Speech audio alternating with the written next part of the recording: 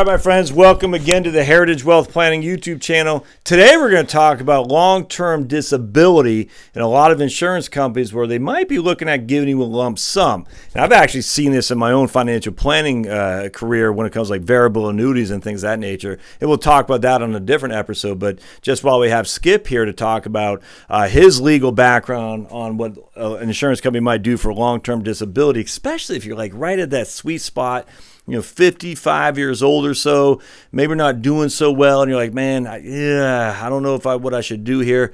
Well, we're going to talk about that to help you figure out your options. So I'm just going to turn it over to Skip and get out of the way. Thanks so much, Josh. I'm coming to you mainly as a Social Security disability lawyer who does long-term disability after I've helped someone win Social Security disability. Or win long-term disability at the same time. And I team up with another lawyer who specializes in long-term disability. But the gist of long-term disability is basically, Josh likes to use two buckets. There's two kinds. You bought it with your money, like through a company like Northwestern. You've been paying every month. That's your private plan. It's not, they call it an ERISA plan. Or there's a long-term disability plan offered through your employer, and they're taking money out of your check every week. Now, so basically the scenario is you got sick several years ago, maybe at 51. You had cancer and some other complications, and you're a manager and you just couldn't keep up, and you went out on disability, and you've been trying to get better for the last 4 years.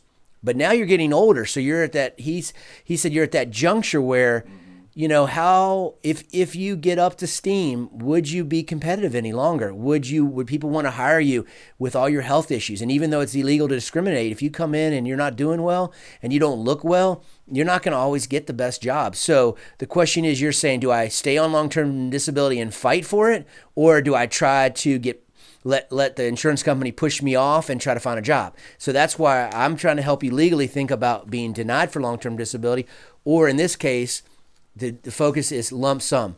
You've been off for a while. It looks like you're not going to improve, but they don't like the idea, the insurance company, they're going to pay you from age 55 to 65. And they start doing the math, and they're saying, well, let's offer him or her $150,000. And you're thinking, wow, that's a lot of money. Maybe I can make that work. Well, it does sound like a lot of money, and it could be a lot of money based on your circumstances. But have you talked to anyone about it? Do you even know what your financial situation is? And do you know, from a lawyer's point of view, my point of view, how solid of a claim? Because what they do is either they offer you a lump sum or they try to show you're not disabled and cut you off. And they'll use their own doctor to review your records, or they'll use the lack of records because you don't treat enough to say, oh, this person improved, they're off. And then you're in the denial stage. But we're just talking about, you get a letter saying, for example, I've got one here from Aetna. Aetna's saying, hey, we'd like to offer you, oh, sorry, let me put on. Yeah, we would like to offer you $150,000, say, for example, and you want to know what to do. Well, there's two things that can happen. You can settle with them and have some money, or they'll cut you off, or actually three things. They just leave it, keep coming every month. So you say, no, thank you, I don't want to settle, keeps coming every month. Then they can cut you off because they say you're better. Or you like the offer and you settle and you don't get any more future monthly benefits. Or you hire an attorney, and this is what I'm really recommending you to think about. A lot of times you don't know the full value of what the payout is. You don't know in terms of legal and medical. It's a combination of what your medical evidence will show and what the legal process will help you do with your medical evidence. Will you be able to keep that money till 65? And are you entitled to more than 150? And so, for example, in a case where they might offer you 150, you'd say, I don't want to hire an attorney and take money out of my 150. But there's an example like I have where we would help a person in a settlement. They would get an initial lump sum offer, and we would review all the medical records. We would review the law and consider your condition and your circumstances and what we might do in the court system. And then we would come back and we'd say, well, we have gotten an offer where you're going to get $270,000 in your pocket. And you'd say, well, why would I worry about paying a lawyer when I went from $150 to $270 in my pocket? So that's a big deal to take another $270,000 additional money up to $270,000. And then the question is, you've now settled, so you're not getting any future money, and now you're heading towards old age or retirement. So the questions are Social Security, disability, which a lawyer can help you with, but there's also the piece of, okay, how do I make this $270,000 lump sum work for me? What are the tax implications? What's the planning implications? And that's where someone like Josh can help you. Mm-hmm. Yep.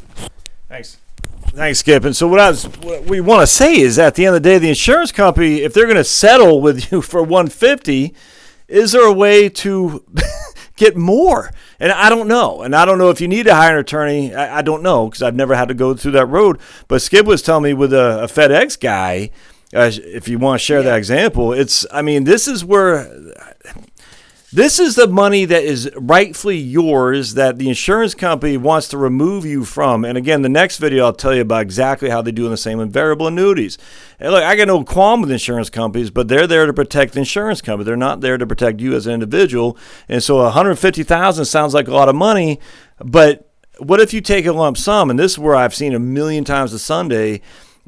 And you're going to have financial advisors saying, no, take a lump sum right now so they can get the $150,000 to invest for you, and they're going to charge you 1% or whatever. And it's just bad advice, because a lot of times the market falls.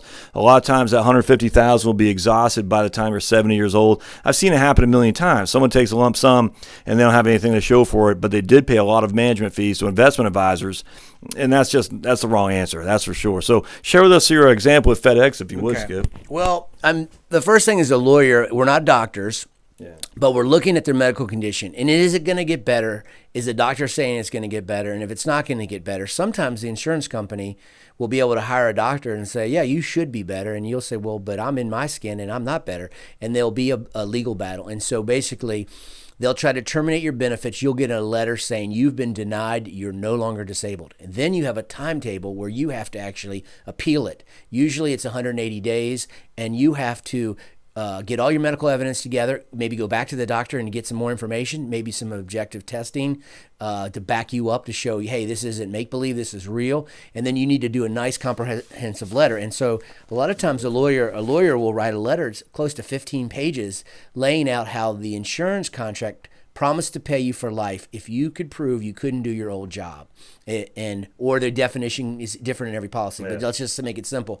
And you're saying, I can't do my old job. I can only stand for like 2 hours a day. My legs are killing my back. So there's a combination of medical information and then the vocational information with the idea of what you physically or mentally can do. So you have to, one, start with the contract. What's the definition? Two, you have to look at the medical evidence. Do you meet the definition? And three, you need a lawyer to fight for you to say, wait a second, he or she does meet the definition, judge, or Aetna first. You start with the administrative review committee of the insurance company. But then once they say, nope, we don't agree with you, we're not reinstating your benefits, then you have to go to federal court or state court over basically it's a breach of contract. And so you have to be ready to do that with a lawyer, because, unless you're really, really smart, you're going to have a hard time going to court and figuring all this stuff out on your first case. So what I recommend you is talk to someone who does long-term disability denials and appeals to court. And that's basically your opportunity to keep your benefits alive, keep being paid monthly, and create the environment for a call one day for a lump sum. And it sounds like me talking to Josh, and with his philosophy, you having control over that lump sum, if you can get it to the highest value that is based on what you're entitled to, then it gives him something to talk to you about and make plans about. And that's what we're trying to educate you on, is don't do a lot of this without some education. And that's what these videos are for. No, I could not agree more. So let's just go back to the example. 150,000 versus 270. I don't know if that's going to end up. We don't know. And this, at the end of the day, though, either one. Let's just say you did take the lump sum. We got to make that work for the rest of your life. And don't forget, long-term disability and long-term care are two completely different things. They're not one and the same thing. So if you have long-term care needs where you're trying to be cared for, not being cured, you're trying to be cared for, and you have that expense thrown on there, this is all you got.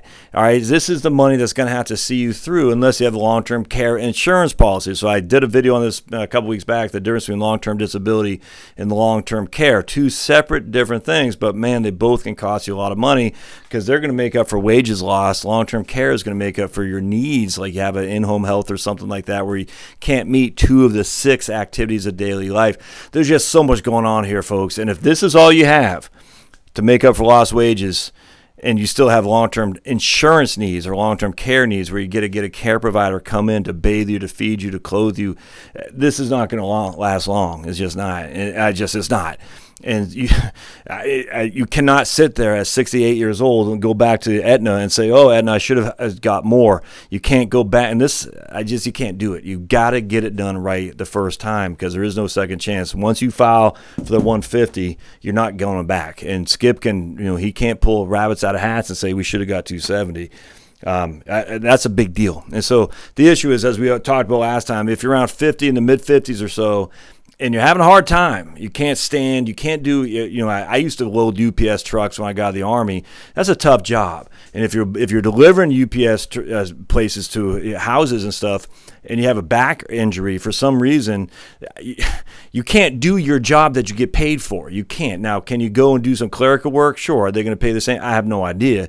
But I do know for a fact, if you're used to hauling 50-pound boxes and you can't do anymore because you got a lower back injury, which happens all the time, by the way, you need representation. There's just no other way around that, because a disability insurance claim, they're going to be looking for them. And I don't blame the insurance company. I would say you need to protect for yourself. And however you do that, that's fine. If you're comfortable doing it on your own, I would suggest don't do that for sure. So any last thoughts on that, Skip? Just one thing. Since the main focus is today lump sums for long-term disability, a letter from an insurance company that you paid for. So, for example, you hired some insurance company, Unum, Prudential, and they're saying, hey, we'd like to give you this lump sum. Yes. I can say after doing this for almost 20 plus years, any offer is usually a low offer. And any offer that they're giving you, there's a great motivation, which is they don't like the payout for life.